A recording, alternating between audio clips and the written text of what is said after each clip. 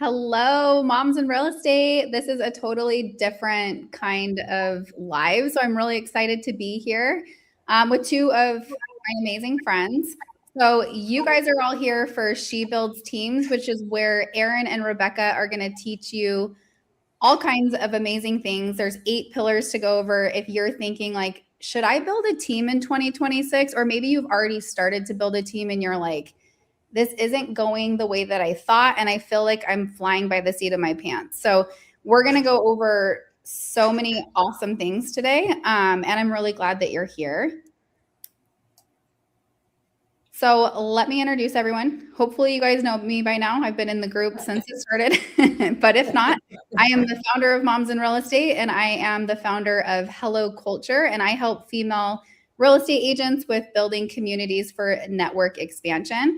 And up at the top, you're going to see Rebecca Green, and she is the founder of the CEO Agent Academy with 34 years experience. She basically started in real estate when she was like 15 years old, and she has sold 1,500 homes. And we like to call her the systems queen. Everything that she builds is beautiful. And then we've got Erin Ethridge. And guess what? It's her birthday today. So happy birthday, Erin. Well, thank you. And just so you guys know, we're texting Erin this morning, and she, on her birthday, one of her houses, I don't know if this is one of your listings, had a flood. So happy birthday. Thank you. Yeah, I'm representing the buyer on that one. So good times had by all. So we're going to make her birthday a little bit better by being on She Builds. She's the founder of the Ethridge team with 25 years experience and 1,300 homes sold. So between the two of them, you guys are going to be learning like the ins and outs of having a team, because they've done it every way that you can do a team. And they're going to share with you everything that works and everything that has not worked for them. So okay. Hi, ladies. It's so nice to see everybody here. This is going to be great. And as Kristen mentioned, we're going to cover a lot of ground. Maybe you're here because you're overwhelmed or burnt out. Maybe you've had a lot of turnover on your team. Maybe your systems need some work. Maybe you felt like your business depends entirely on you. Oh my goodness. I'm sure that there are lots of folks that could raise their hand on that one. And maybe you've tried, you're trying to decide, like Kristen mentioned, do you want to start a team? Do you want to keep the team you have? Do you want to grow the one you have? Or do you want to burn it down and start from the beginning? We're going to cover all of those topics today. So if you could drop in the chat, we'd love to know who's out there and what your concerns, issues, where you are in your business. So drop us anything in the chat about whether or not you're building your first team, if you're refining an existing team, if you're scaling a well-oiled machine. And please keep in mind the comments and the chat. We do want to hear from you. So if anything comes up and you have questions, make sure to drop them there for us. Okay. There we go. So we've got Kelly, who is building her first team. Hi, Kelly. Great. Hi, Kelly. Oh, Christina. Hello. She would love to build a team. And she'd love it. Considering it. Ooh, Tapley is considering building a team. I love hearing that. Refining. Yep. Researching. Oh, I love this one, Pamela. I'm solo and have no desire to run a team, but want to run my business like a team owner. Like, woo on that. That is amazing. And also, we're going to talk, I love that you put that comment in here, because we are going to talk about the fact that there are a million different structures for teams, and team doesn't have to mean 27 people working under you. The idea that you have mentioned here, you want to run your business like a team owner. Team can be having a great media person. Team can be having a buyer agent. Team can be your admin. Team can be your TC. So I love that comment. And we are definitely going to cover quite a lot of ground for you as well. Okay, so most teams fail. Why do we believe most teams fail? Most team structures are built around personalities, not systems. That's problematic. Agents hire too fast and without a team. One of the things in my coaching business that I hear a lot from agents is, oh my gosh, I'm so busy, I just need a body. That is the worst worst plan ever, right? Don't do that, because when you don't set expectations, expectations are never met. And so hiring somebody just because we need help, like we're frantic and, there's a lot of chaos, just creates more chaos. So expenses, another reason teams fail, expenses are high, profits are low, beginning of the year here. So hopefully a lot of people have gone through business planning and understand what their expenses are. When you add a team to that, depending upon how it's structured, it can really change your output on a monthly basis. Teams also fail because of lack of consistency, leadership problems, and lack of direction, and then lack of brand cohesiveness or consistent experience or service. So we're going to talk about all of these things today. Yeah, I would say that this is exactly true. Exactly what Rebecca just touched on is that so many agents just start a team randomly. Like, for instance, when I started my team 7 years ago, I was doing 16 to 20 million on my own as an individual agent. I felt good about my life. I was making enough money, but it was kind of more of like, I never wanted to lead people, first and foremost. But 5 of my friends had got into the industry, and we all know that statistic, right? Like 90% of agents inside their first 2 years fail at real estate. And it's usually because they didn't have the proper expectation, but also the proper training and tools needed in order to make their life better, right? So I had these 5 friends join me, and they kept asking me questions. I'm like, oh my gosh, I can't have my friends fail. And I'm like, screw it. We're the Ethridge team now. And I had no systems. I had a TC, but I didn't really know, like, you don't know what you don't know is essentially it, right? And so essentially that's why we're here, is that more and more women, myself, Kristen, Rebecca, we're getting so many questions about, I wish I would have known this, or how do you have your team structured? How do you have your contract? How do you have things like this? So we're just kind of trying to fill this gap, essentially, that we are personally seeing in our workspace, where there are women that want to start teams, but then don't end up doing it because of work or family or the overwhelm part of it. Okay. So that's why we're here. So we want you to write down in the chat of what part of your business feels kind of disconnected. Is there an identifiable misalignment that you're feeling? And then what are some things that you feel you need the most to help in order to build a successful team? Because I think it's something different for every single person. And a lot of it is around systems. Wouldn't you say, Rebecca? Oh, yeah, for sure. And I was going to say, again, please feel free to drop that in the chat and we can, bring that up. Again, we want to hear from you throughout the morning here. Right. Systems are super important, and that's a great segue in. Our whole philosophy is that you're really building an ecosystem, right? You're not just building a team, you're building an ecosystem. What do we mean by that? We mean you're aligning your vision, your systems, your ops, agent support, leadership, structure, people, and culture, right? That sounds like a lot, but at the end of the day, all good businesses, right, have great ecosystems. All businesses with sustainability and longevity and profitability, the ones that are really successful are the ones that tie all of these things together. And so that really leads us to the 8-pillar framework. And interestingly enough, Erin and I have run businesses for a gazillion years, and we've run them in very different ways. But when we sat down and we started talking about She Builds Teams and coming up with what these 8 pillars were, we were so quickly in alignment in our own individual businesses on what the different pillars were. And that was really great to see.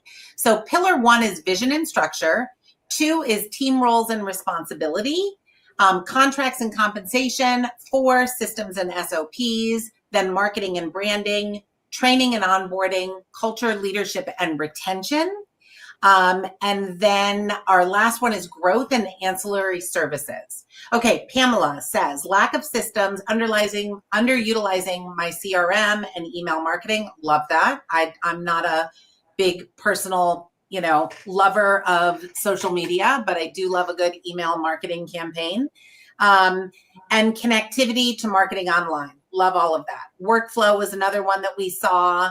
Those are all things that are tied right into that ecosystem that we were talking about. Delegating, being a team, being leadership, that's definitely important too. I see that one coming in. Responsibility, trying to figure out each level. We're going to help you with all of that. I'm so excited about these comments. We're definitely covering a portion of all of that. And the takeaway at the end of the today is going to be great to answer and help with a lot of these things. Okay. Erin, you're up. Yeah. So as far as vision, structure, value proposition, this is probably one of the biggest things that we get immediately, because when a woman comes and is like, yeah, but it's just me. And I'm like, just you, girlfriend, you are a top 1% realtor managing 3 kids at home, managing a whole family. Like there's lots to pull away from that. But I think really what they're saying is, I don't know if I trust me essentially to be in charge of these other agents, but it's also like, who are you trying to speak to? Who is your ideal audience? We know for social media, right? For our ideal client, for who we want to attract, is it a move up buyer? Is it somebody that is only luxury? It's the exact same thing as a team leader. You really have to figure out what inspires you, because for me, I absolutely love new agents, and I know that that's not popular. Like Rebecca, I don't know if you love new agents or don't, but the reason why I do is because I can mold them to be exactly what I want them to be. The reason why most team leaders don't love a new agent, it's just it takes a lot longer to get that new agent ramped up and into production, because it kind of feels, when you're hearing somebody speak a foreign language, right? So when you're brand new into real estate, we forget that everything, it's like a fire hose, right? Like they just can't comprehend everything fast enough. But you have to decide, are you going to be paying for leads? Are you coaching them to run a business like a business? One of the comments was, right? Like how I lead my team is more off of how I run my business like a business, right? Yes, I also choose to provide leads. But if I'm honest on that, a new agent, do you know that it's only a 16% chance? I have a 16% chance if I give it to a new agent that they're actually going to convert it. So then that means they're just going to kill a lot more leads. So I'm better off having a seasoned agent be calling any of the online leads, because they can convert for between a 23 and a 48% chance of closing, versus a rookie agent. They're way better to get them going in their sphere of influence and open houses, in my opinion. You'll save a fortune doing that. As far as like the teams, so how I have this set up. So there's a couple different variations of teams, and Rebecca, feel free to jump in. Okay. So how I recognize teams are, one is a micro team. Okay. I absolutely love this model. This is something that I have also in place. That is the team leader. Okay. And then there's a production partner, or a TC. Okay. The production partner is helping in the day-to-day, as far as helping with showings, helping with all paperwork, and also bringing in new business. So that might be calling your leads, calling your database, doing pop buys for your database. That's the production partner micro team model. Essentially, all of the business is coming back to the team leader. How you can set that up is 2 ways. One, you pay them a salary, which is 50, 60 grand, plus usually a 5% off of each deal. The reason why people don't do that is obviously they want to keep their expenses low, right? There's reasons why you would or wouldn't want to do that. And that is because if you have a salary employee, you can say, you need to be here at 9 a.m. to 5 p.m. every single day. You're going to call 50 people every single day. You're going to work 3 open houses, whatever. You get to dictate all of that. Okay. Mm-hmm. I chose to just do a showing partner. I pay her 10% on all of my deals. So she basically manages the whole deal. Like I might get somebody pre-qualified, but she does all of the showings, all of the inspections, everything. And I pay her 10%. I chose to do that model because like you, I like keeping my expenses low. So for me, I'm like, if she doesn't sell anything, well, it sucks to be her, right? It sucks to be me too, but she made over 100,000 last year. She's super happy in that role, but it's finding that right person. What would you say on that, Rebecca? Yeah, and I would say the micro teams are something we're seeing more and more of. And the micro team and the small team, I think, is an interesting distinction that people might not recognize. And Erin's definition of the micro team, where everything funnels back up to the team lead, is different than a small team, right? And that goes back to what I was saying earlier about the ecosystem. Understanding and knowing all of these things before you launch your team is super important, and or before you make any changes in your team. So there are nuances to the micro team, such as what does the marketing look like? There are nuances to the micro team that you may decide to have more than just the one team running. You have a micro team where they're supporting your own business. I personally am not in production as much as I was a few years ago. I'm not in production as much as Erin is anymore. And so the micro team is something that, for me, not being in production doesn't make as much sense, right? Those are things that you're going to establish throughout the conversation. But I'm going to turn it back over to Erin because, interestingly enough, Erin runs a micro team, but she also runs 2 other teams inside of her company. I actually run similar 2 teams. I run a small team and then more of a marketing group.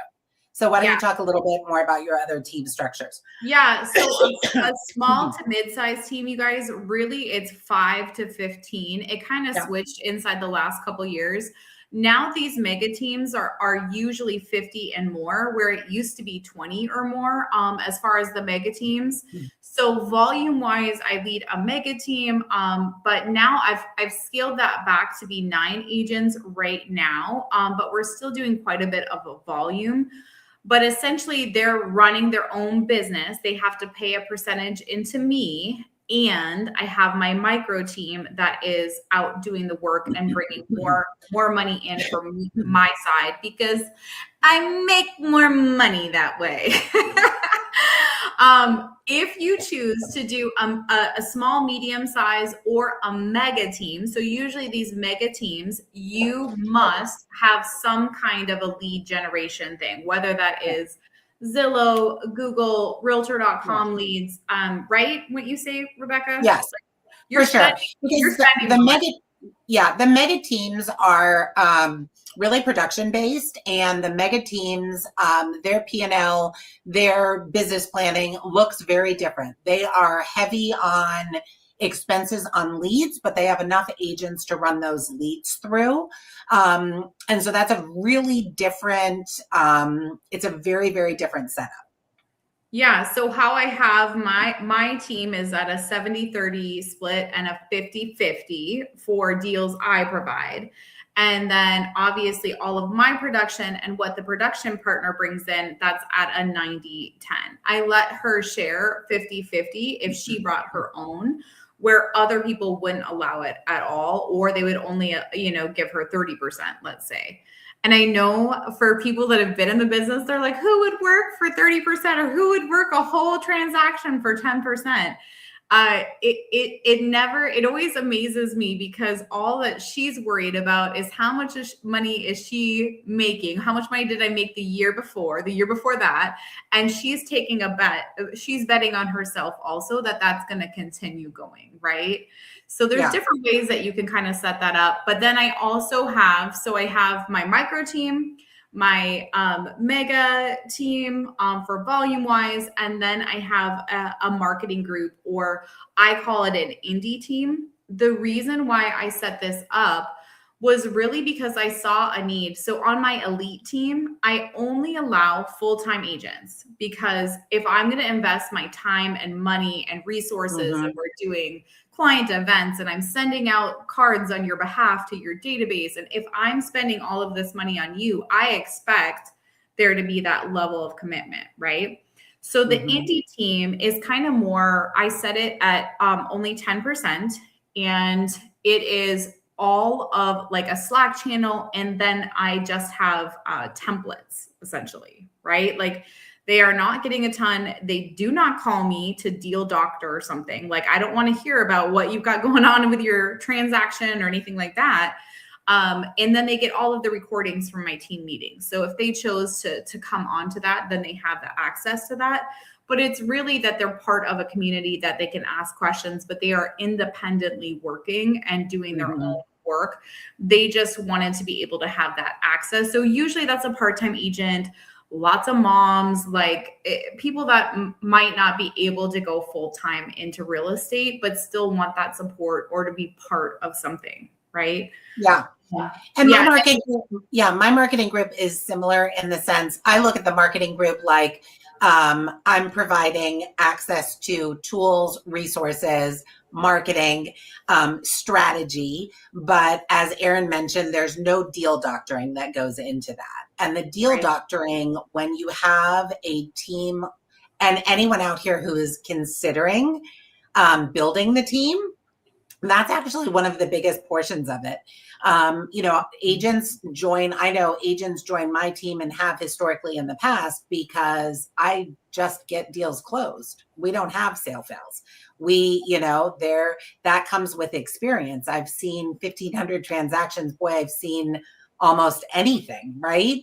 And so the deal doctoring is a huge value proposition. And Erin mentioned earlier about the value proposition, like establishing who you are, who you want to attract, what type of agent you're looking for, and what you have to provide. I would say deal doctoring is one of the things that I promote the most. And then in the marketing group, of course, we're not talking about that because on the marketing group, the value that I'm bringing to those agents is systems that I know work. We're doing the tech component of it. We're giving them a suite of tools that they can use that have been successful for hundreds of agents before them. We're sharing marketing that we know that works. We have a community. So, I think this conversation is super important because we want you to know that team means a million different things. It's funneling it into what works for you and making sure that you're in alignment with your goals. And, it's not just about production. And I think that that's exactly right. First and foremost, Rebecca, is that whatever these women decide to build or continue to tweak and make their own, it must make sense for you. And what worked for me at one point doesn't work for me today. And I've evolved the Ethridge team a million times, and it will continue to evolve with what works for me.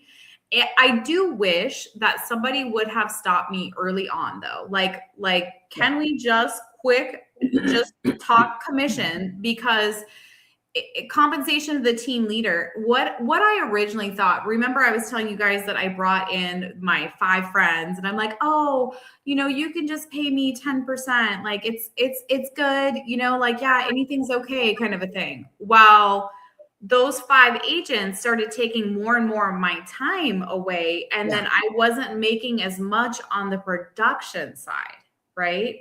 And I wish that somebody would have stopped me. So this is me stopping you and say, if you are not charging a minimum of 30% for a team member, if you are running a medium-sized team, right, or a mega team, along with anything that if you're using your time or resources, Right.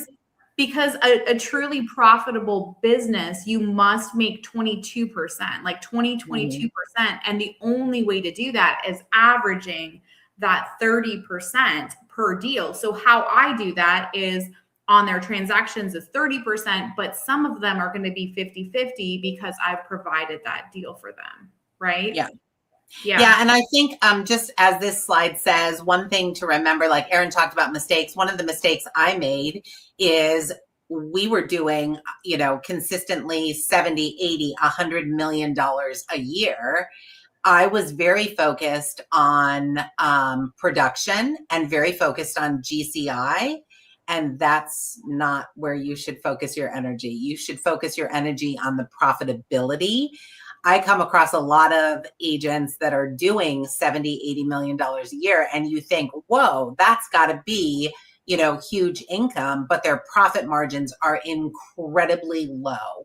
And again, adding team members quickly increases your expenses. And so those are things you really have to pay attention to going into it and then regularly revisit, because sometimes we just get on that hustle bus and we get on the busy bus and we forget to stop and look and pay attention to those things. The other thing, as Erin mentioned, and we have on this slide, your team has to pay you first, right? Because why else would you do it? And one thing that it's kind of strange, but you're going to, as a team lead, I had an agent come to me just the other day. She's a new agent. I don't normally take new agents. And she said, hey, I would like to maybe talk to you about lowering my fees until, I've had a year in the business. And I said, oh gosh, I can't do that because I can't be in the negative, right? And our fee structure is already super advantageous and the value that you're getting is really high. I understand where you are. But at the end of the day, I know that my business, I run multiple businesses, but I know that it costs me $144,968 a year to run my 3 businesses, right? You cannot do things for people for free. No. And as a team lead, agents will come to you all the time and say, oh gosh, I don't think I want to pay that monthly fee. That's okay. You don't have to pay that monthly fee. You can actually structure your own business and run your own business and pay your own expenses. But that is something that, protect yourself, protect the income. And it might sound a little bit harsh or hardcore. I don't mean it from that perspective. We've all seen a lot of agents, myself included, Erin included, where you're like, at the end of the day, holy cow, how did I spend all of that money? And your time is your most valuable asset. So if you are spending your time with agents, that has to actually, because you could be out selling real estate, right? Just like Erin mentioned, I was spending too much time here. My actual sales diminished. And that is an offset on income. And so just be super conscientious about that. Yeah, because the first 2 years of me running my team, you guys, I didn't even realize it until I sat down with my CPA and he was doing all my books. And he's like, Erin, I got to ask, like, do you like running this like nonprofit? I'm like, I'm sorry, what? I didn't even realize that my money that I was earning, because I was a top 1% realtor, right? I was earning this money and the team was not bringing in enough to cover expenses. And they were for the team. That wasn't for me. I already knew what I was doing. Right. So the math must math is first and foremost, exactly to Rebecca's point, is that you also underestimate what it's going to cost you to grow. For those of you ladies that are looking to tweak your business or to scale, how much do you think it costs to have a coach come in, or a manager, right? A sales manager? Those people are $100,000. If you're not bringing in, or more, right? If you're not bringing in or have your splits correct, there's no way possible that you can keep providing different services or improve your systems, right? Right. Yeah. Yeah. There's a comment down here. You're saying everything that I've been experiencing has happened to me. I love that. We've been around a few blocks. We've done the team, we've run teams in a number of different ways. And so, these are the kinds of conversations that we're going to continue to have inside of She Builds teams. Right. Okay, Erin. Because I think some of the first things when you're setting up your team that, again, I wish somebody would have told me is, first and foremost, how are you going to, where are you going to house all of this? So I have a team intranet. It's called My Hub. We're actually moving it over to Google. So Google has just a client facing, I think it's free part of your I don't know. Google Workspace. Yeah, your Google. It's a Google website now. So we're moving all of our stuff over to there. But essentially, I started off with Google Drive, and that's horrible because nobody knows what I named something. And then people start editing it, and I'm like, no, that's the real copy, right? It's just not going to work for anyone long term. It's really hard to search. So you're going to want to have an intranet where it's like, hey, here's all the scripts, or when you get a buyer, here's all the steps. When you get a seller, here's the steps. Here's all of our paperwork, right? You're going to want to have a place where that's housed first and foremost. And then next, you're going to have to have something where you can communicate. Is that Slack? Is it a Facebook channel? It sounds good in theory to just have a texting group chat, but let me just tell you, you can't search it properly. You can't, it starts to get too many voices, and then people get really upset that they're trying to run a business and it's going off the whole time, right? So these are some of the other things that you might want to consider too, is having a VA or an in-house admin. I just switched this year from having an in-house admin of $60,000. I was able to replace that with a VA, and now that's $12,000 or $12,400 this year. So I was able to reduce that expense. But for some of you guys, it might not even be for your business. How great would it be to have a house manager that took care of the grocery shopping and picking up and dropping off the kids and making sure beds were made, and oh my gosh, all the handyman things that need done at the house just get done, right? It might not be specifically for your business. So really kind of wrap your mind around your situation and what you have going. The other thing would be that production partner, like I was telling you about. Mm-hmm. I think the micro team, I would encourage every single new team lead to have that production partner.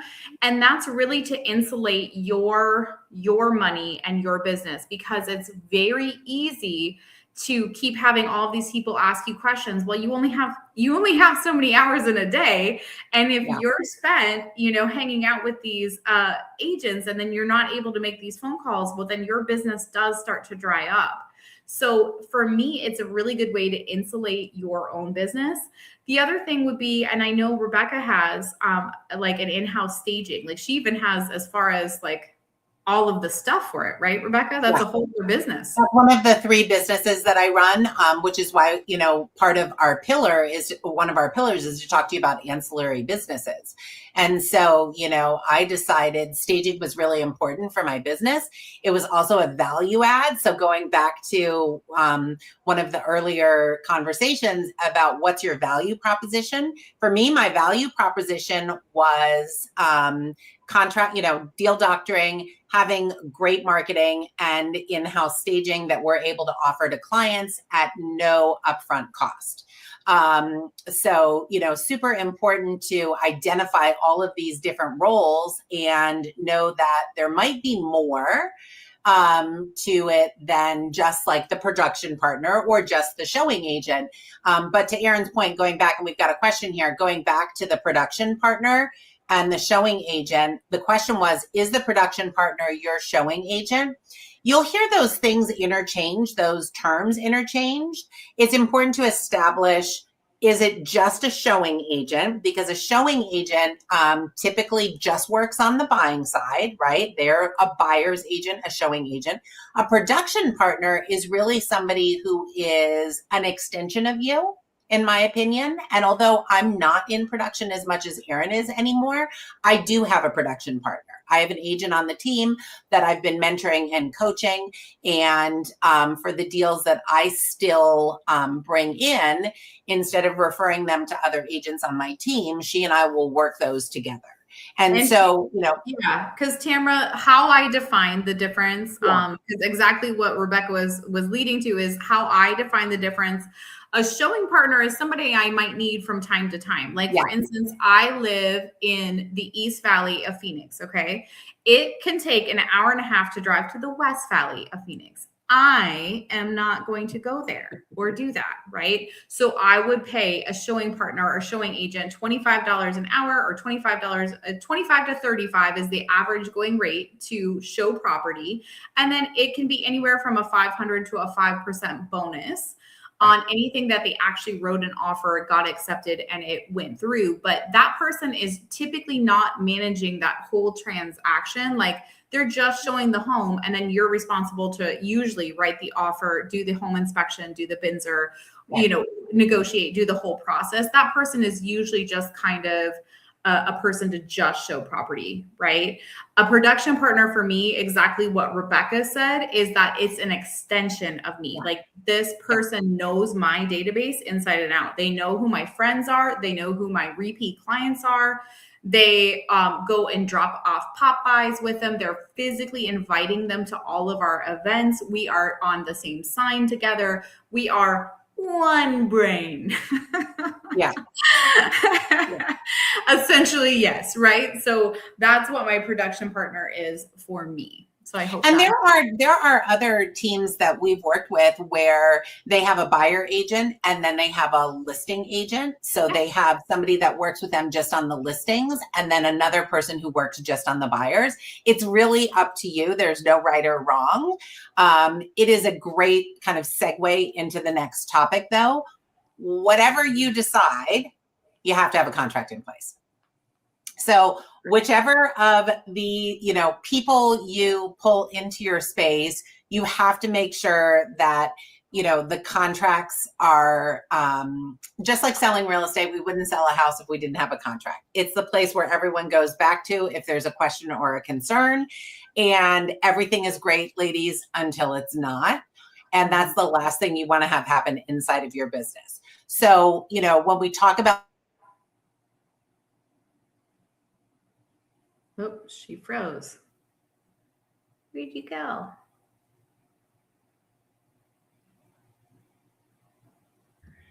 She's really frozen. She's super frozen. Okay, we're back.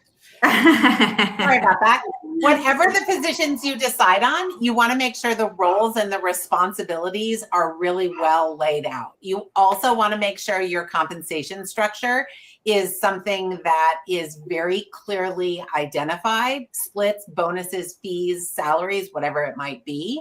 Lead ownership is another one.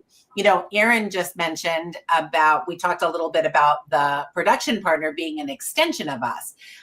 You still have to have in writing that any lead that started with you, that they may have interacted with, stays with you.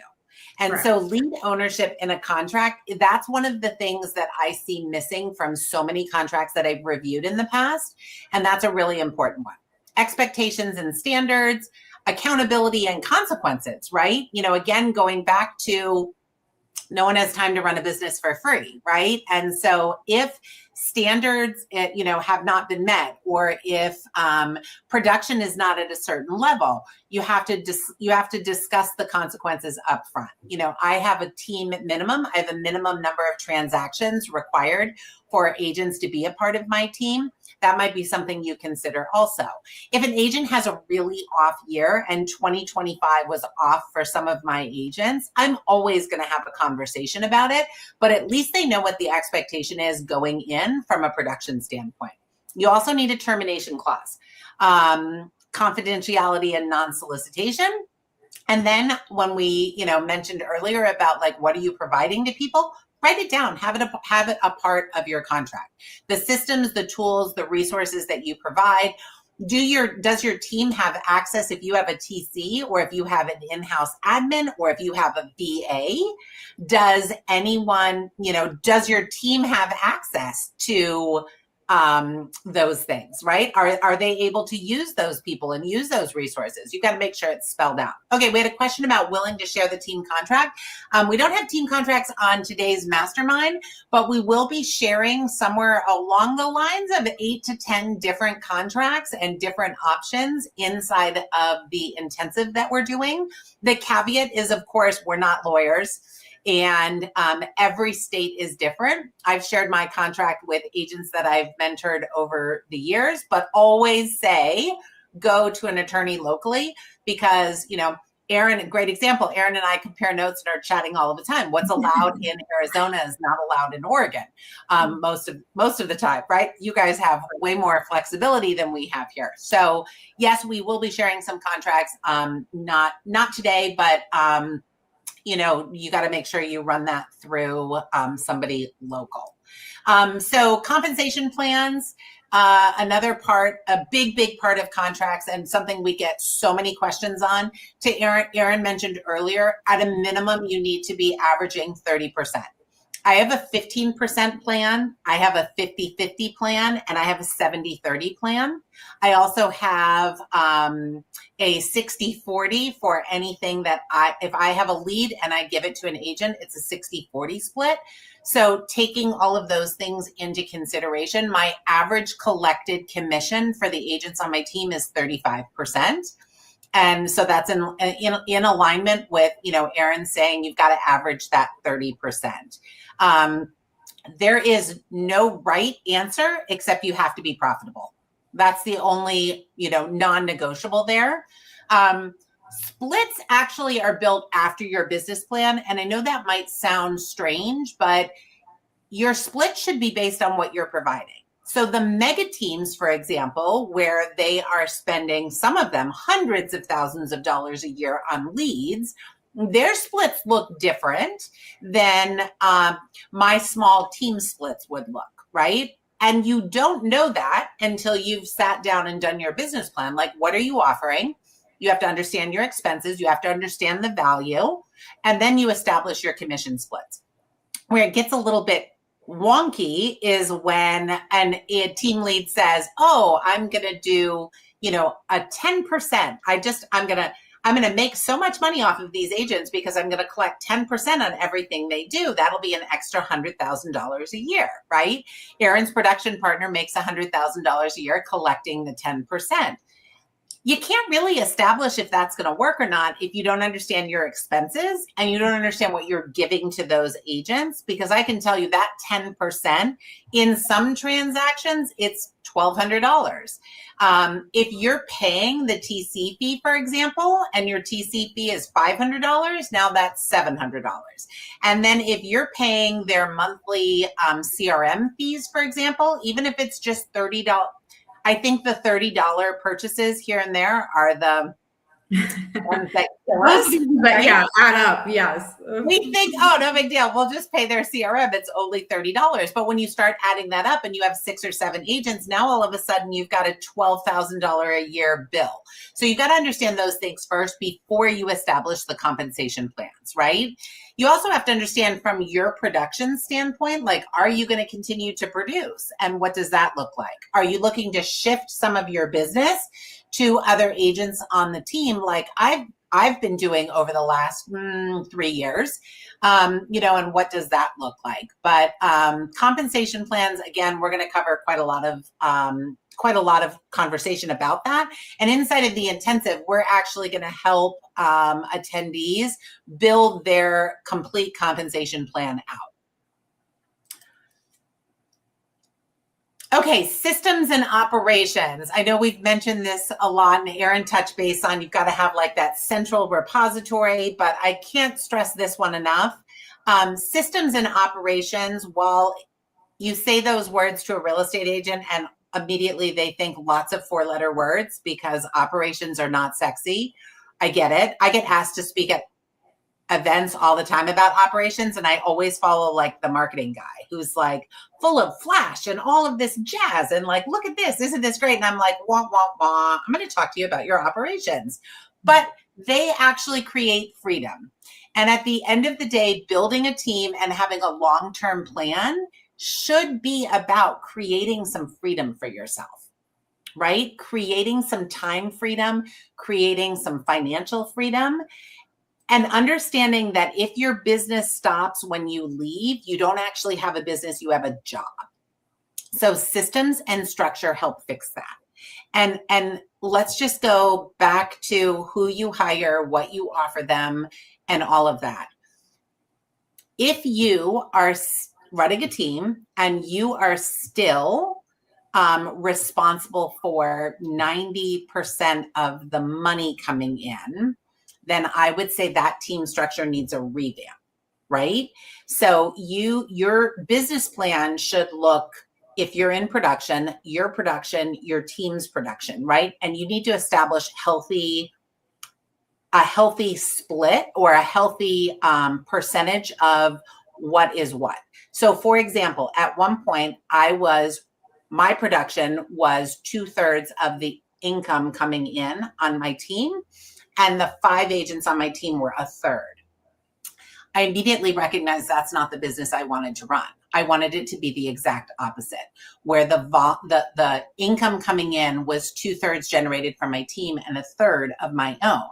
Because a lot of team leaders are out there doing $100 million a year, but they are literally responsible and managing $96 million a year in that production. And you don't want to be in that situation. So be really conscientious about that. And systems help you with that. And the structure helps you with that. But that's also, Rebecca, like why I love like what we're doing, and what I want each of these women to know is you need to build a team, if you haven't already, one way or another, right? And that's why we're speaking to every single woman in real estate, right?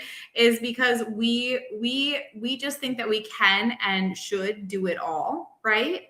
But there will come a point in time in your business, in your season, where you might not want to work with buyers and sellers anymore, or where you're asking, how can I make more money or diversify my time? So you're exactly right on all of these different systems, for sure. And at some point it breaks, right? Mm-hmm. At some point something has to give. So you either have to, if you don't have a team or you don't have a structure in place to scale, you have to decide you're only taking on X amount of clients. Right. You have, and unfortunately, in our DNA is I can do it, I can add it, I can handle it, right? And a lot of us have handled it really well over the years, but there are only 24 hours in the course of a day. And hopefully we're getting a little bit of sleep inside of that 24-hour bucket. But that goes back to something I said earlier about team can mean lots of things. It could just mean an admin and a TC. It doesn't have to mean other agents. That's just, again, part of your business plan. But you should really have support, or you should be in a situation where you're going to cap out at 24 deals a year and that's it, or whatever that number is, where the things around you aren't breaking. So inside of real estate, we often find that marketing is overdeveloped and operations are often underdeveloped, right? And so the marketing is the sexy part, the operations are not, right? But your marketing efforts will be far more successful if you have the operations running in the back end to actually close the deals, continue to work people that are in your pipeline. And these are all things that you should think about before bringing other agents into your space. Like, how are you going to set those up? What does that look like? How are you going to structure that? And what are you offering to the agents? If you're not interested in really providing any of this to the agents, there are team structures that still work, much like a marketing group, or as Erin mentioned, she calls it the indie group. She still provides them with some operations, but it's a little bit less than, building out big business systems.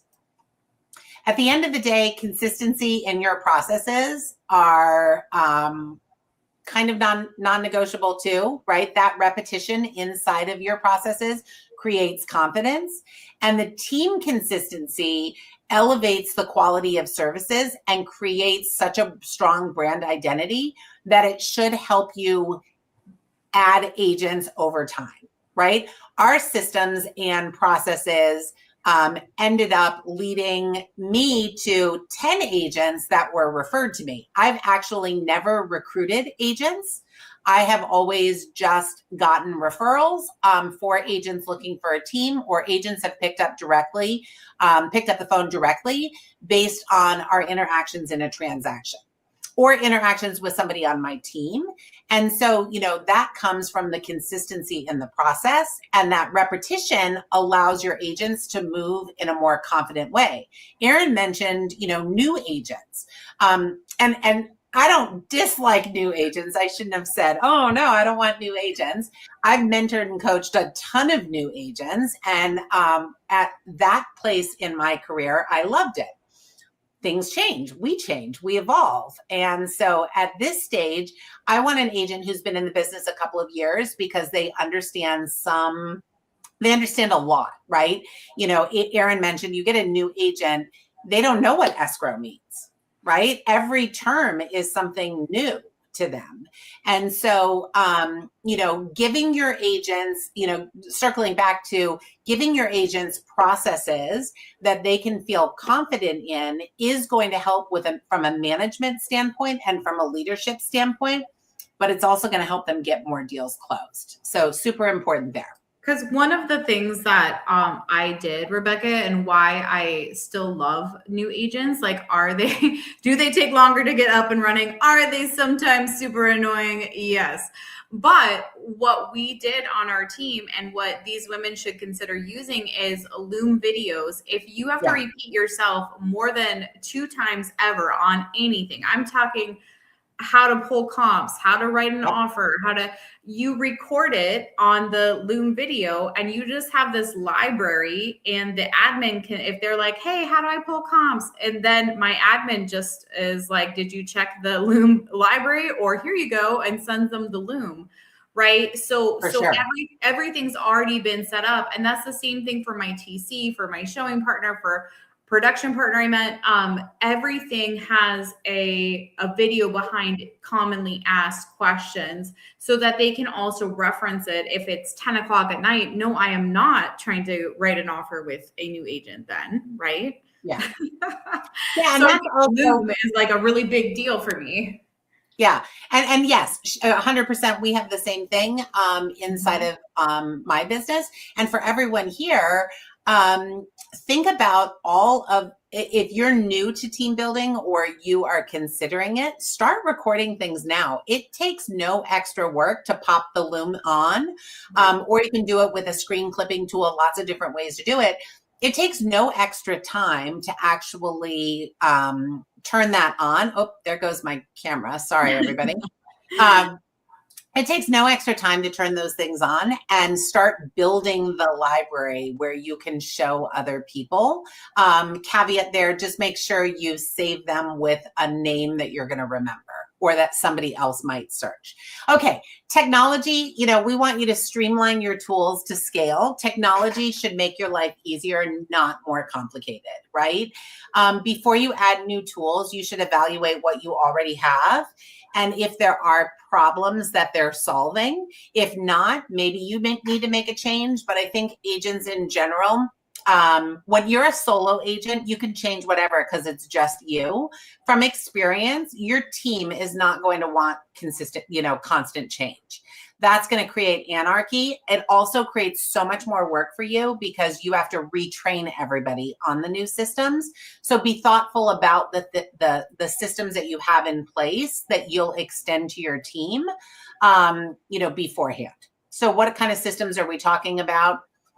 CRM, email marketing platform, contract and transaction management, communication platform, project management, centralized storage, accountability, performance tracking.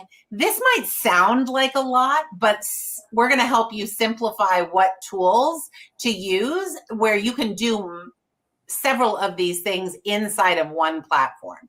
Appointment scheduling, recruiting and onboarding, marketing creation, asset management tools. When we go back to the thought of, oh, I just need a person because I'm so crazy busy, you also have to recognize that when you're doing something on your own, again, it doesn't matter if you're logging into 16 different places because it's all in your mind. You know exactly where to get it. As soon as you have another person who has to find, say, your flyer template, right? You don't want to have to answer that question 74 times. And, you know, you don't want to have to do it for them. You don't want to have that one-on-one conversation with them. So really having a guide or having a booklet or answering these questions as you're creating your team contract or your team Bible, so to say, it's just an important element in the process and something we cover, you know, quite a bit as we go through, you know, the She Builds Intensive, which I'm going to let Kristen talk to you a little bit about that. Awesome. So if you guys are like, I really, really want to dive deeper, we'll talk about this more at the end, but just know that we do have an 8-week or a 16-week, 8-module intensive coming up, launching on January 27th. So I won't give away all the details. I'll go over it more, but if you're like, oh my gosh, this is so overwhelming. The best part about going into a coaching program, you guys, is that you're not doing this alone. You're doing it with, one, people that have done it. And secondly, you're literally building along other women that are doing the same thing. So your community of people building teams starts to expand. So when you're like having a shit day as a team leader, you can pick up the phone and call all the other team leaders that you've met inside of this ecosystem. So just a little bit about that, but I'll tell you more at the end. Yeah, real quick, you want to talk a little bit about our coaches? Oh, we're doing all of this. Yes. Just a little bit. We'll talk a little bit more about who they are. Well, what I love about this is a lot of the coaches are my friends, and I've gotten to know all of them so well, almost all of them. And so I can like personally tell you and vouch for them that I would want to learn from these girls if I was building a team. So Mindy Jones, she is exactly what to say certified. She's basically like Phil M. Jones, like go-to real estate agent. She's in rooms with him all the time. If you guys don't know who that is, he wrote the book Exactly What to Say, and he has a real estate edition, and it's amazing. Her communication style is next level. Amy Youngren runs an amazing team out of Canada, and she's just so abundant and such a great time. Raquel Quinnett, she coaches team leaders that have like 600 team members on them. So she can talk anywhere from those micro teams to those extreme mega teams. Tara is one of our partners inside of Moms in Real Estate she's kind of like Rebecca in the sense that like she's the best systems person and can really talk to you about all of those things. Katie Day, I don't know yet. I can't wait to get to know her because I've had a lot of people tell me how great she is, and I do follow her on Instagram. She's great at social media and all kinds of stuff too. So we're really excited to bring her into this ecosystem. And then you guys all know Randy. She's like the yin to my yang in Moms in Real Estate, and another systems queen. Like I don't even know how to use StreamYard. If she's not here right now. And I'm like, I can't believe we're using this because if I didn't have Angelica, I wouldn't know what to do, but she knows how to do so many different things. And what's cool about Randy in a different perspective is that her team is a nationwide team. So thinking like, am I building a local team, or even thinking like maybe I'm going to do a team that is nationwide and not have the restraints of your guys' local market. She'll give you guys that perspective along with so much more. Ultimately, we just wanted to make sure that inside of the intensive, we were bringing you as many voices as possible. But the caveat there is that we're really not just idea based here. We want to actually talk ideas and strategy, but we want those ideas to turn into income. In order for the ideas to turn into income, you need the implementation. And so we do cover a ton of implementation. We will be covering that inside of the intensive, which is, I think, one of the biggest things. Who here has attended great webinars, great seminars, paid for great coaching, and you're like, great, now what? How do I actually make this all happen, right?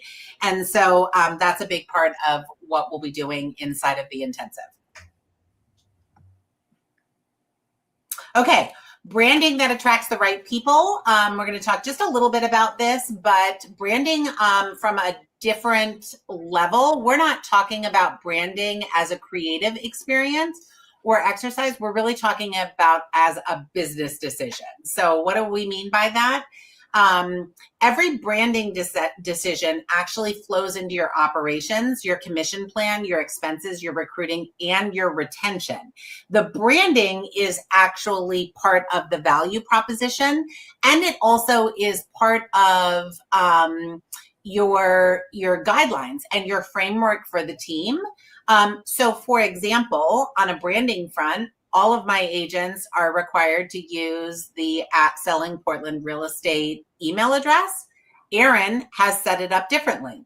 Those were branding decisions that we made, at some point in our team building journey. So we are going to walk agents in the intensive through, how to establish those guidelines and what it is most what works for them, right?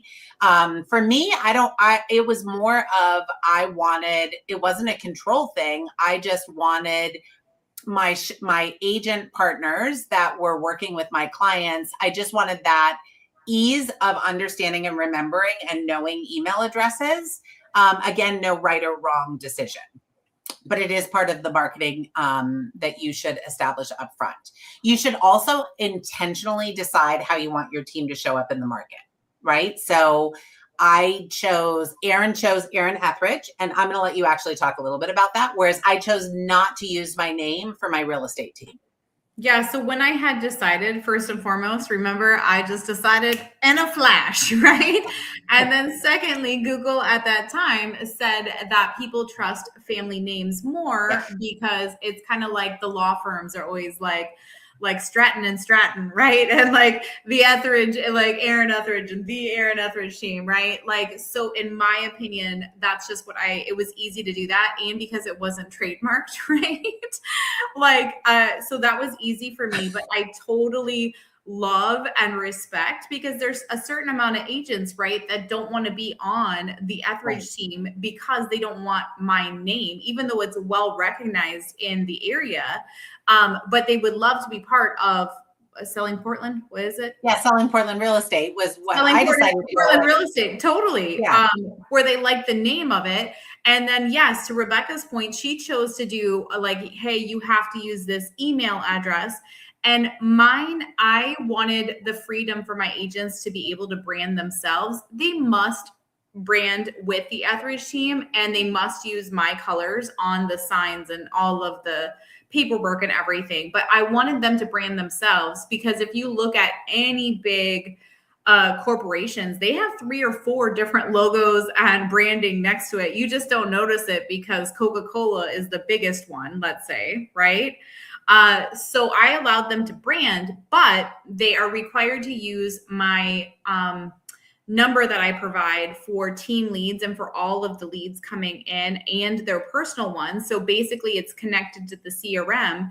And again, it's not a control thing. Well, maybe it is. Yeah. Maybe it's a titchy touch of a control thing, but really it's because you get a call and you're in your car and you totally forget to call this person back that did a sign call on something. And then that person just goes off and you don't ever follow up with that person. We were losing money by not having these recorded calls and where we can circle back to them and where a task gets created for them. But I wanted them to create their own email. I require them to not have a Gmail. So what I mean by that is it can't just say like Erin@gmail.com. It must say whatever their name is, .com. A vanity. Yeah, it had to be a vanity URL. And then just tapping into the signs, all of my agents have to use my signs.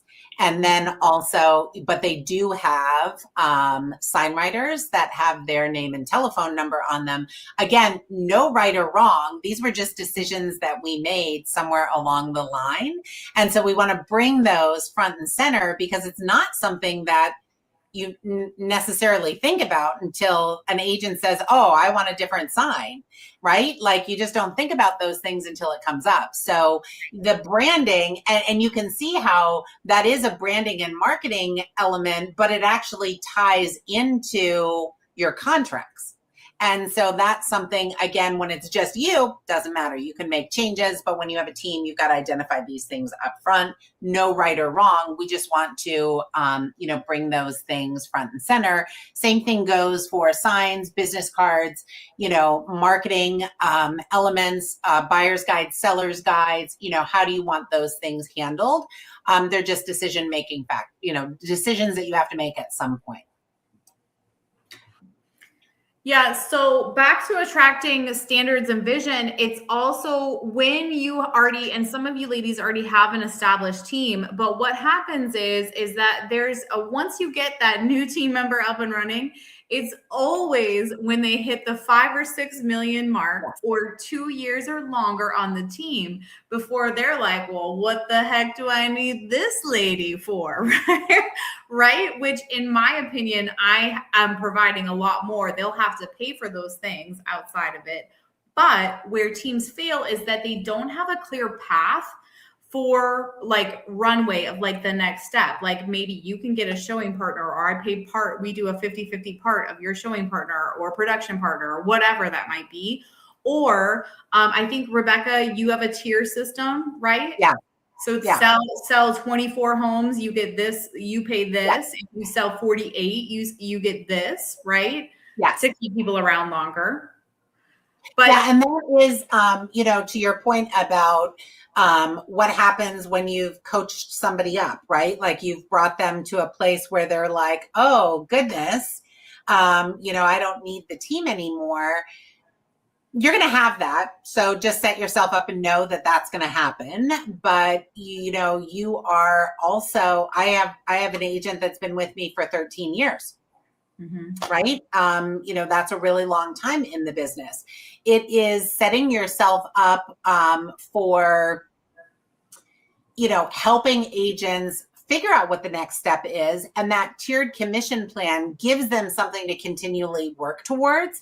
And also, I would say a lot of agents love the team structure where they don't have to worry about all the $30 here and there. They don't have to worry about all of those fees. And also, we're training admin and we're training support teams for them, which is huge. And so, just being confident and understanding your value proposition should help with the retention component. But you've got to make sure. Yeah. So following up on that real quick is that like when you sit down and figure out what kind of team you want and the why behind it, it's kind of more of like, if you want like, let's say, okay, I only want agents that, sell 8 million or more. I want like the Navy SEALs, right? Well, you have the Navy first to create the Navy SEALs, right? So there's a certain amount of people that come on that you train that are running behind the scenes in order to create that.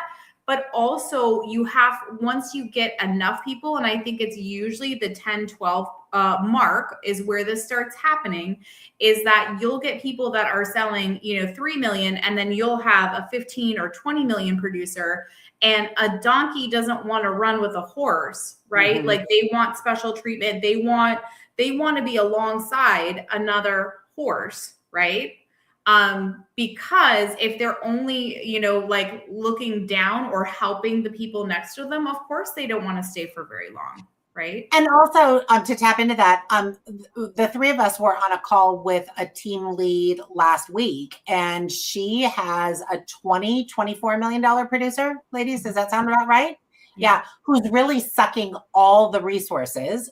In her mind, bringing that top producer onto the team was huge because it meant a lot of volume. And this goes back to volume doesn't necessarily mean profit, right?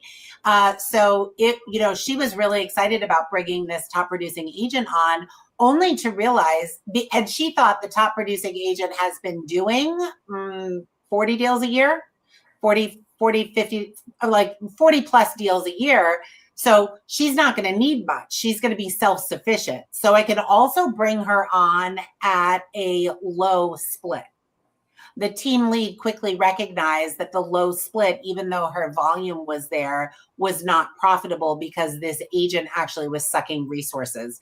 And her expectations were, the donkey and the horse analogy, was that everyone else here is a donkey and I'm your thoroughbred, so I'm going to get everything and your admin team is going to do it all for me.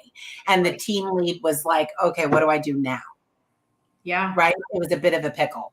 Yeah. So you kind of have to, because what I would say to that, you guys, is I believe in having standards as far as like, here's my team agreement. This is this, like everyone's treated fairly. Because the second that you're making exceptions here and there, that starts spreading like wildfire, right? However, I think it's very important. Our job in real estate is always to put a deal together, right? Mm-hmm. So sometimes if we were to negotiate on a contract and somebody just says, no, like that's not helpful, right? So if somebody said, hey, I'm thinking about leaving the team because I'm bringing in all this money, right? And you only have all these new agents. I really want my own assistant. How can we look at it differently as leaders? What I would say to that is like, how can we say yes? So it should be a yes, I would love to do that for you. When you do XYZ, then let's put that together, right? Yeah. They have to have a reachable or an obtainable goal where that makes sense for both of you, but find a way to do that. Yeah, for sure. And just to tap into that, when we start making lots of edits and changes, we start to get confused. So we are not remembering what we've offered people, which is, again, going back to that tiered system is something I like. But to Erin's point, my tiered system resets at the beginning of every year for agents that have consistently produced year over year. I don't roll them back at the beginning of the next year. So I'll start them at the higher tier. So yes, to Erin's point, we all negotiate contracts for a living. We're going to do some negotiation inside of the team, but I would caution you not to change for every single person because then you're just getting confused and you have a system where you don't have a system. You have one-off deals with agents and somewhere along the line, it's going to bite you in the backside because one agent's going to tell the other agent what they're getting and no one wants that. Okay. So we've kind of talked about this, but Erin, I'll let you take this one. Yeah, I think that hiring out of pain leads to misalignment where I feel very strongly where I've also hired wrong people or I'm just like, oh, I know that they're really part-time, but I want to help them, right? And then they were such a huge pain in the ass or a total time waste that I spent all of these hours training them and then they didn't even sell a deal before they left the team, right? And that goes the same for your admin. You can spend a ton of time training an admin, and then if you don't set up the Loom videos and the systems as you're doing it that first time, you're going to end up doing that again and again. And it's basically, as a team leader, our job is to really like look into the future 12 months of like, what am I going to need, right, for my team? Like, do I need to bring on a sales manager? Do I need to bring on more agents in order to make my business more profitable? Or like myself, like scaling back some of those agents, like some of the agents that were only selling, under 2 million on my team needed to go because they were bringing down some of my other agents, right? And that's all to standards and what you have on your team agreement. Mm-hmm. Something that you just said made me think about, you said agents coming and going quickly. There are some contract components that you can add in that eases the pain of that a little bit. For example, I have a $750 onboarding fee for any agent that joins my team. I charge them that upfront. I am willing to break it up into 3 payments, but not 3 sales. It could be broken up into 3 months, but I do charge that up front. The other thing is for termination under a year. I have a clause in my contract that agents will be responsible for $5,000. It's not a lot. It doesn't cover all of the time, but $5,000 termination fee under a year or under a certain number of transactions if they terminate under the year. So there are things that you can. So I don't have that. I'm learning things every time I talk to Rebecca. So I do have the onboarding fee because I'm spending this money with these. They're sitting with my VAs and with my team trainer to get onboarded. So that $750 is covering that. But that's even better if you leave under a year. There's no problem, but sign this, right? Yes. That's good. So there's a termination fee. And then the other fee structure, just to tap into based on what Erin was saying, I also have a $395 per transaction that agents can actually charge to their buyers or their sellers. That rolls up to the team. It does cover some expenses. And so there are, this is why it's so important to have your business plan laid out before you start with your agent contracts and or your commission splits. And there are a lot of different fees other than just a 70-30 split that are important to talk about. Right. Okay.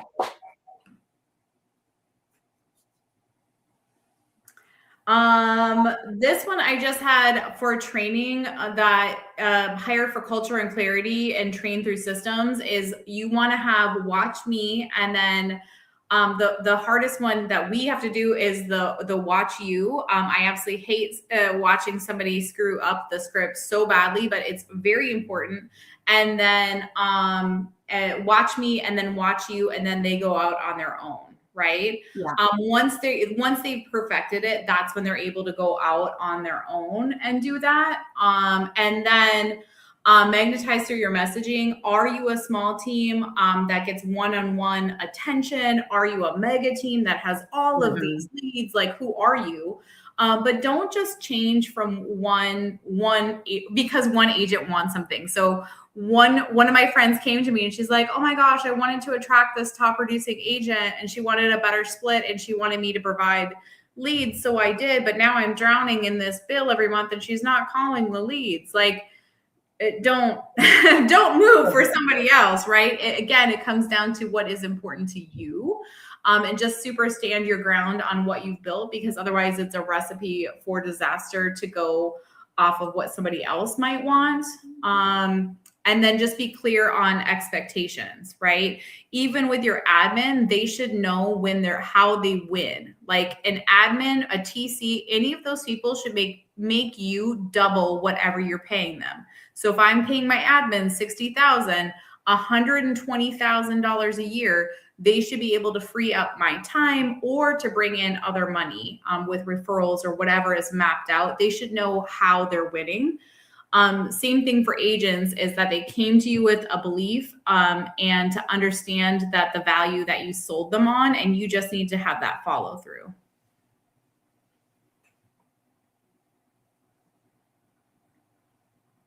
Did everybody freeze here? I'm the only one. Sorry, we froze there. So for anyone who didn't hear that, Erin, that's been the one thing in other masterminds where people have thought, oh my gosh, I had never thought about that. Can you repeat that? Your admin, if you're paying, so just in case anyone missed it, if you pay your admin or an agent or somebody on your team, your $60,000, your expectation is what? Right. That they double that salary. They have to double the salary. So for instance, my last admin, he was trying to, he failed at it, which is why he was released, right? He was supposed to be helping with recruiting. And by recruiting, I'm not looking for him to cold call agents. I was looking for him to email them. I provided the list for him, email market agents that were selling under 2 million in my market and get them to different events, email and text them. You would think that that's a very easy task. It doesn't hurt anything. But he just didn't want to do it? And if he did do it, right, how much more could I have brought in talent wise based off of that? So that was a standard for myself. Yes.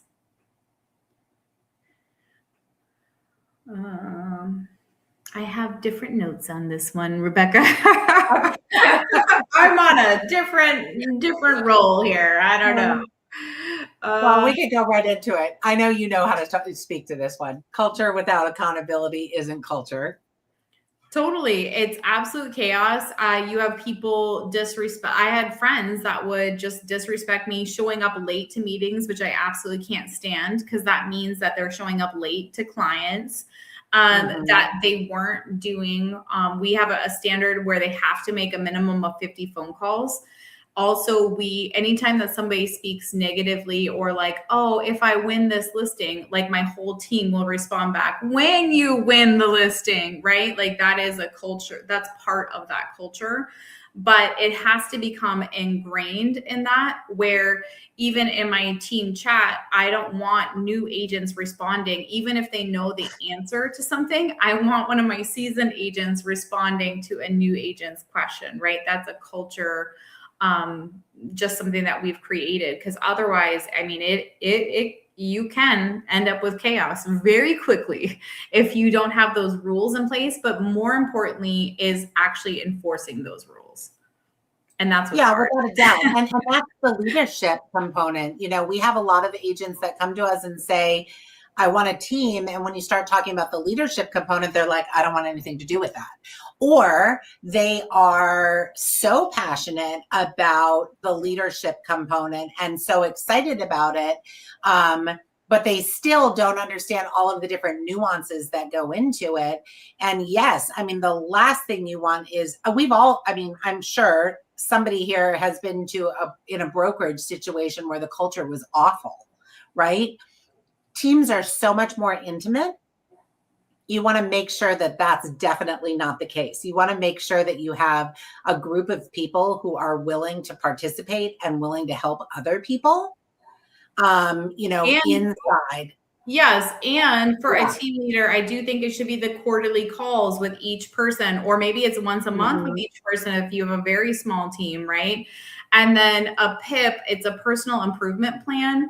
If they have fallen behind the standards, you have to allow them the option to go to work or not. And I'm not talking about bringing back the amount like, oh, you must close 2 deals. How I have my PIP set up is I want to see them get back on track with the work effort, right? Like you are going to call 50 people this week. You are going to have 2 or 3 open houses this week. Like everything is laid out for them, and it's not to be mean. It is for them to make the money that they told me they wanted to make, right? Erin, can you tell everyone what PIP stands for? The personal improvement plan. So it's basically like a write-up in a nice way. It's like, you suck. Now let me tell you how we're gonna fix it. Okay, that would be what not to do. We also cover a lot of what not to do. That would fall into what not to do. Okay. This is not great leadership. Yeah, exactly. Okay, here's a question. Starting out, how would you know what their salary should be if they're new? Do you mean for a new agent, or do you mean for an admin? I'm going to assume you mean for a new agent. Let's talk about that first. If it's a brand new agent, the splits should to the team lead be much higher, because basically you're giving them an education, and education is expensive. And all of you have likely spent more money than you realize in your own personal development. And so when you bring a new agent on, you're sharing all of that knowledge, all of that experience, and also all of the money that you've invested in learning the business yourself. So for new agents, it's a minimum, in my opinion, of 50-50, but a lot of new agents, a lot of team leads bring new agents in at 60-40, where the team lead is maintaining 60%, the agent is getting 40%. Some people bring them in, like Erin brought them in as a the 10%. Some team leads will coach and mentor an agent for their agent partner and start them at 10% and then do a graduated scale. So I don't know that there's a right or a wrong answer to that, what you would bring somebody in at, but know that new agents are way more time consuming, and the value for them is that they're learning from you, right? They are gleaning all of your knowledge. So that is not inexpensive. And then for an admin, I think admin fees are very different, across the country. From an admin standpoint, I've had high salaries. Personally, I made the decision 3 years ago to go completely commission-based for anyone on my team except for my VA. Whereas in the past, I had payroll, I had $165,000 in payroll. And I just decided I didn't want that as a part of my business plan anymore. Erin, you've had a combination of salary and commission. Yeah, I've definitely had both. And I firstly think starting on Glassdoor of what is local for your area, what is the standard going rate for that, but also who is the type of person that you're attracting for that role. Like some of the best production partners and showing partners are actually not realtors that are current. They are actually teachers or servers. Right. Is what we're finding in the industry is that if somebody is a hustling like server, that they're actually an excellent production partner that could even go off of just that percentage versus that salary role. So it just kind of really depends on your local area as well as who you're trying to recruit, because you and I would look at each other of like, well, what realtor would work for that, kind of a thing, where that's not actually real. There's a lot of people that will work for that money and that they love the idea of having a base. Maybe you could have a low base and then a higher commission. Like let's say it was also in the sales world, we have a lot of kickers. So what I mean by that is like, let's say it's $2,000 a month, but then you get a 15% commission then, let's say, on any deals that closes. I do have a kicker on mine, and a kicker just means that at over 20 million, once I do my normal amount of production, over 20 million, she gets an additional 5% on every single deal, which she's absolutely thrilled with. You see what I'm saying? So you can do it however makes sense for you and your business. But I would say if you are going to do a salary for anything, you need to have 3 months of that salary just in a savings someplace, or you will absolutely have that panic attack. You will. Yeah. There will be a month where you're like, oh, I don't know if I can make payroll. And that's not cute. Yeah, and one thing, I think that agents, I've seen a lot of agents starting teams out, and they so undercut themselves and the value that they're bringing. We've made mistakes. And, I know that I've undercut value at different points in my career.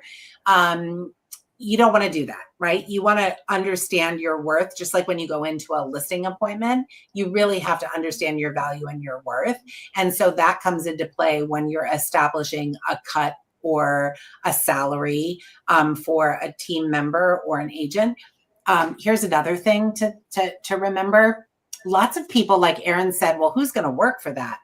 Lots of people literally just don't want to be in isolation in this business. Right. And being a solo agent can be a lonely road to hoe, right? Like a lot of agents really appreciate, and this goes back to the culture being such an important pillar. A lot of agents really appreciate the camaraderie. They appreciate the connection. They appreciate that there's a bat line to somebody that can help them with a contract. They appreciate that if they're sick, somebody else is going to step right in and the client's going to get exactly the same experience. And so, know that too, that some agents are willing to maybe do a little bit less income wise than they could potentially do if they were running their own business. But we all know getting the business is the hard part. And if you've been in the business for X amount of years and you have that database and you're willing to share it with people, there's huge value in that. So don't undercut yourself. Okay, so pillar 8, ancillary businesses and services, and how can that play into growth? We mentioned a little bit that I run a staging company inside of my real estate business and have done so for 10 years now. It's a hugely profitable part of the business that I run. Erin's going to talk to you in just a minute about some of the ancillary services that she's added. The one thing that we would say here is you don't want to scale too fast. You don't want to add additional services too soon, because if you're not prepared, it can really lead to disruption and it can kill culture and definitely kill profit. So make sure you are sensitive about the timing for adding new things to your team or to your income stream. But there are a lot of ancillary businesses inside of real estate that we're excited to explore with everyone, because I don't think it's spoken about enough. And no, Erin, I think I know when I talk to other team leaders, they're like, you're making how much? What? How do I do that?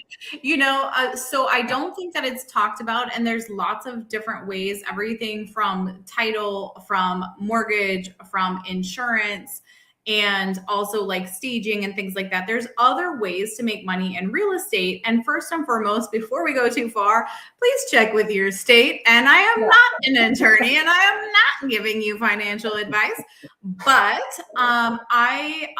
basically I added mortgage onto mine. So how I set that up is my husband is the branch manager. He doesn't know anything about mortgages, mind you. And we are getting paid off of every single deal that we bring to this lender that I personally have chosen. So that alone added, I want to say that it was $65,000 or $70,000 more of income this year. Of course, is based off of volume. It doesn't make sense to do something like that unless you can bring enough deals over to that lender, because that lender is giving a discount and that discount is going to you, part of that discount, and then part of it is coming from the actual company.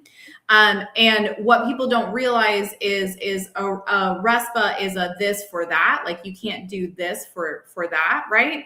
But can my husband be a W-2 employee of a mortgage company and he be bonused off of whatever this lender makes? Absolutely. Like there's lots of different ways around things, right? Yeah. So there's lots of different ways around things without getting into any kind of RESPA violation. Now, do you have to disclose this? 100%. And inside of the She Builds Intensive, I'm going to share what I have as far as a affiliated business disclosure, because I have it for one form for both the mortgage and the title. So title, there's two ways. Again, it depends on your state. Rebecca's not able to. It super sucks for her.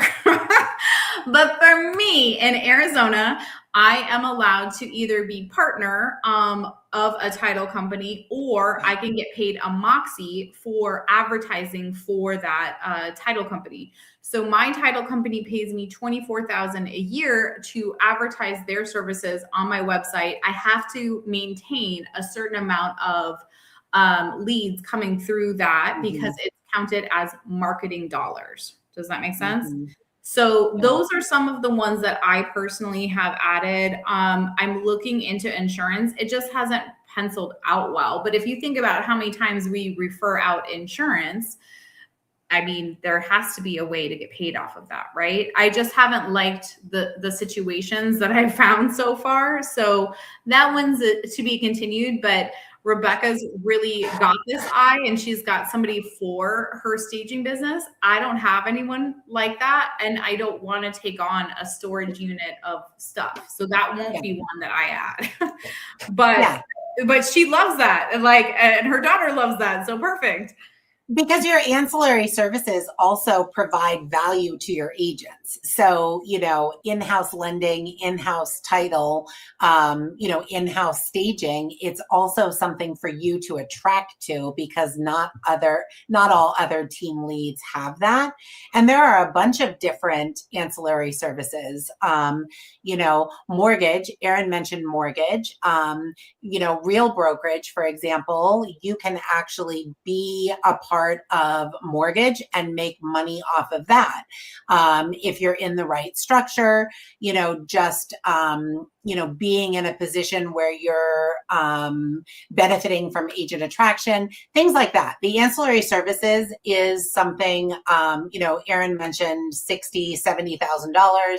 Staging, we've consistently profited $80,000 to $120,000 a year on the staging, because although it's a service that our clients don't have to pay for up front, we do collect a portion of the commission that goes directly towards the staging expense. So, for example, if we charge a 3.5% commission, there is a percentage of the total commission that goes towards the staging. So the staging is a fully functioning business in and of itself. And lots of different ways to generate that additional income, but we pull it into how that actually helps you with your team. And one of the most important parts of that is auditing it quarterly and expanding only what's proven, but also watching your profits and your attrition. For example, our staging, every agent on my team uses our staging. Every single one on every single listing, the attrition is 100%. If the staging wasn't good and no one was using it, it wouldn't be a good business decision. So that's the caveat also about, bringing new income sources. Right. And then also benefits to your team. Yeah, because that's different reasons of why somebody would join Rebecca's team versus mine. Right. And she's like, oh my gosh, I have this. What? I spend a fortune on providing this or whatever, right? Like that's an in-house benefit for these agents for sure. And for me, I wanted to handpick my lender and I wanted to handpick my title person. And I would say 90% of deals are going to those people. I get more from title also. So I'm at 100 and whatever a year in ancillary businesses, but I also get more for title per event. I will never throw an event and pay for it ever. Sponsors are going to pay for that event. And I actually learned it from Kristen. So shout out to Kristen, where I have different tiers.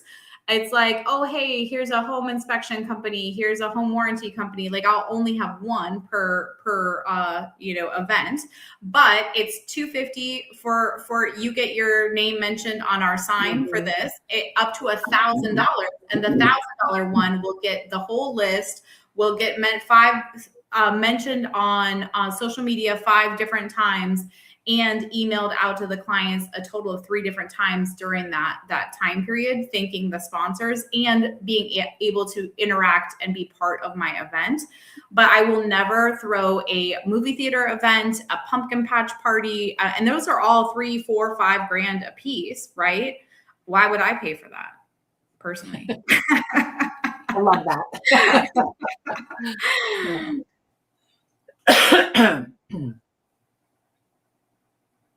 Okay, Kristen, you're up. All right. So if you want, these are the 8 pillars that you guys are going to see. Obviously, we just went through all of them, but these are the 8 pillars that we're really going to focus on in the intensive as well. Do you want to go to the next slide, Rebecca? Yeah. All right, so this is going to be like, hopefully you guys are able to drop in the chat. Sometimes we're able to take you guys off mute if we're on Zoom, but because we're using StreamYard, we are not. So if you guys can drop in the chat, like what are the 4 pillars after going through that you're like, I feel solid on those? Or what are some of your bottom ones? And what are your guys' key takeaways?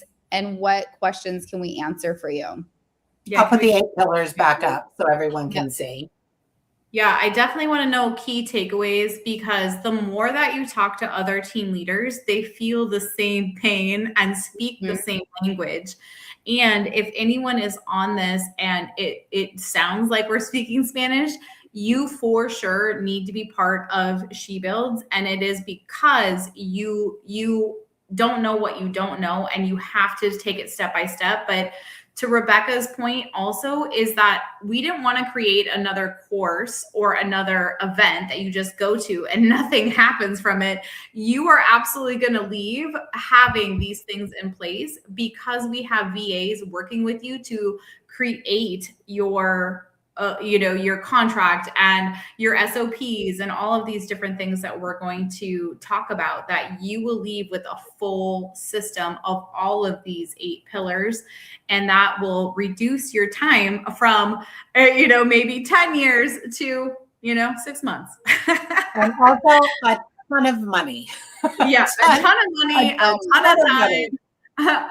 But of course, we have to charge for it because it's taken us so much time and so much money in order to get to some of these things, right? So it's not that we don't want to share for free, because a lot of the questions. We also just taught not to do that as a team leader. Not to do that. Don't do that. Yeah. There's also that component of when we were putting this together, we recognize there are a lot of team building programs out there. They seem to all be men led, and we love our guys, but girls. I know we do. But when you're in a room of girls, it's different. It is different. So that was one thing, but also we both looked back and thought, oh my gosh, if somebody had just shared all of this with us way back when, it would have saved us, so many gray hairs and a few wrinkles on my face for sure. But just again, that you don't know what you don't know. And Kristen and I, when we're on calls together, we're still learning things, when we talk about our contracts and whatnot. So adding in all of those other coaches and bringing their voices to the table, it's going to be next level. Super excited about it. Okay. Do we have anyone in the chat that's given us kind of any questions? Nope. Nope. Okay. I don't know if on Facebook or on YouTube or anything. Okay, wait. Shanae Johnson has a question. You're all amazing for even sharing this. It's been so enlightening. Where did it go? Okay. A lot of what I have experienced has been wondering about. Yeah, for sure. Yeah.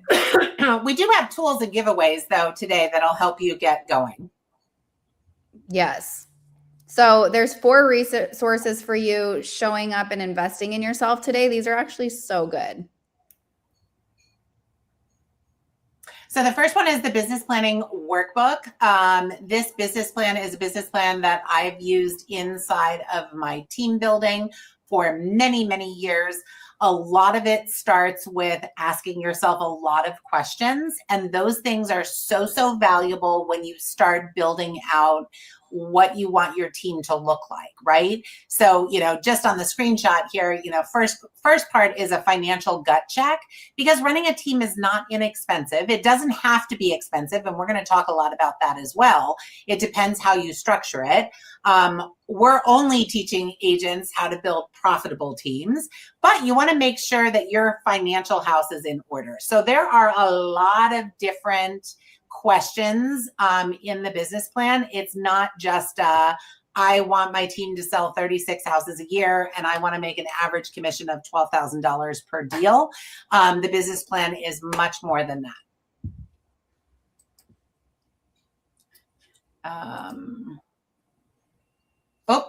I skipped one. Hang on.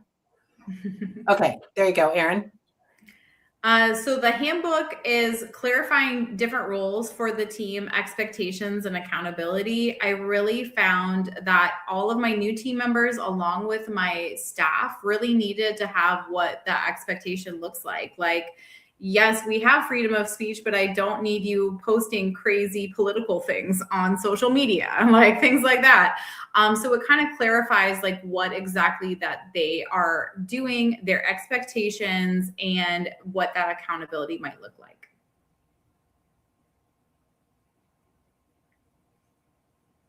Did Rebecca freeze again? Oh, I was like, man, she's looking pretty serious right now.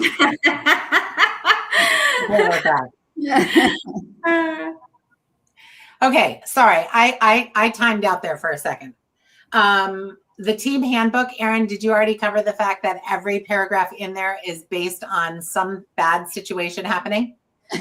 No, but it is true. So you guys, for instance, when and I'll share that also on my team agreement when we get into She Builds, is that, you know, I had somebody leave the team and they were like, hey, I need you to remove all of my photos from all of your listing packets and blah, blah, blah. I'm like, Jigga, what? Like, I'm not going to redo all of my marketing because you're gone, sister. Well, as it turns out, I didn't have a photography release as part of my system. And this is kind of some of the things that we're just talking. These are just small little details, you ladies, of like, some of the things that are just going to save you so much time and money from that. So yes, they're all off of where we messed up. And then the 100-point week tracker is one that I absolutely love. It's what my team uses. I allow all of my team members to run their business how they want to run their business. So let's say I super love my Sphere open houses and online leads. This is still showing how many points. I don't care how you get to 100 points. I just need you to get to 100. Does that make sense? And then I know that they're going to make all of the sales, that they're going to do well in real estate.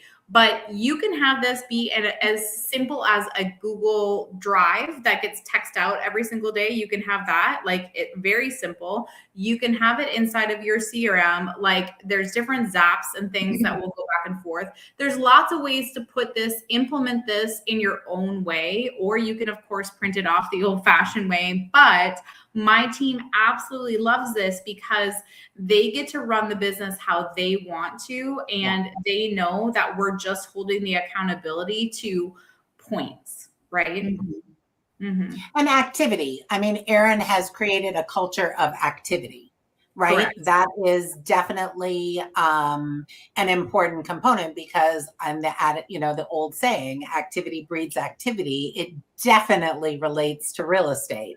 And this is just a great, fun way to keep people going.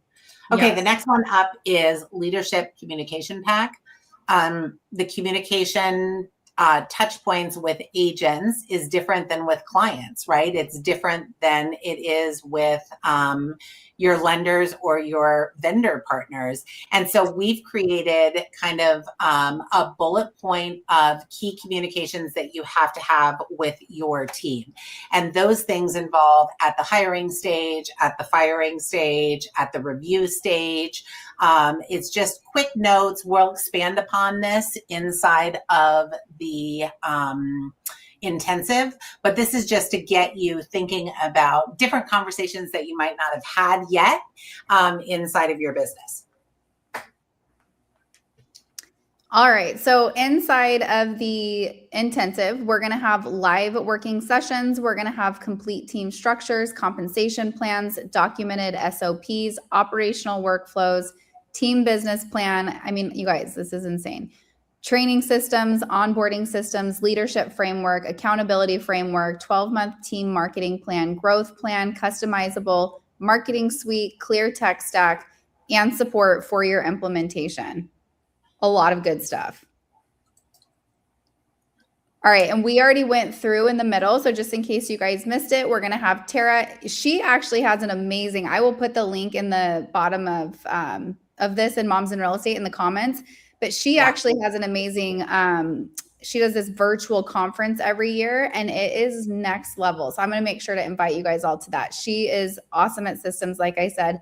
Mindy Jones, one of my good friends who is exactly what to say certified, also great, huge community builder with her team too, does a lot of charity work. And interesting enough, every single one of these agents that are going to be joining us, these team leads, they're running teams in a very different way. Like Mindy, although I don't know Mindy, I've only had a few short conversations with her. I'm so impressed with, talk about culture inside of a team. Boy, insane. She really has created this a community of givers. And so having that voice to give you some ideas about what can make your team stand out, I believe Mindy's team stands out above others in her market because of her culture.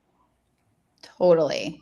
And why I love this too is because obviously Rebecca, Kristen, and I are leading all of the meat and potatoes part of it. But even hearing these other coaches' voices, you're going to take something away from Mindy or Tara or Amy or any one of these other people. Same thing with us. You're going to resonate with one more than the other because that's how you decide that you want to run your team. And that's okay. Yeah. It's okay. But that's what I'm also excited about is that I learn a ton from Mindy. She's a close personal friend of mine, and she runs a business completely different from mine. And it's a great business. Oh, I like the emoji, Julie. Yeah, that's a good one. All right. And you guys obviously know Randy. She's the like I told you, the yin to my yang and everything Moms in Real Estate. And then Katie Day, amazing marketer and team lead. Yeah, Katie runs a lot of ancillary business as well. So we're excited to chat with her about that. But she has a great training program inside of her team and is an unbelievable agent recruiter. So we're excited to hear how she's doing that.